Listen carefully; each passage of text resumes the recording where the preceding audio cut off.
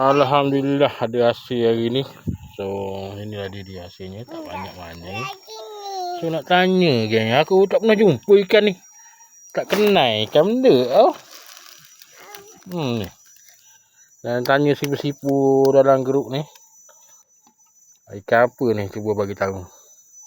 Apa nama ikan ni? Ikan dia tu. Nampak lain sikit ikan ni. Merah-merah je sisik dia. Tak adalah besar mana sangat. Tapi bolehlah tahan. So ni ikan kayangan ni. Ni kayangan ni. Ketutup.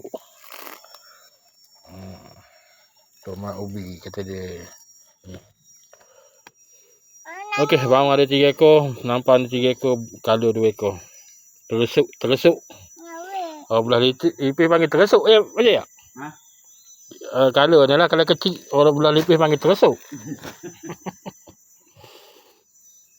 Alright, ini saja hasil ini. Alhamdulillah.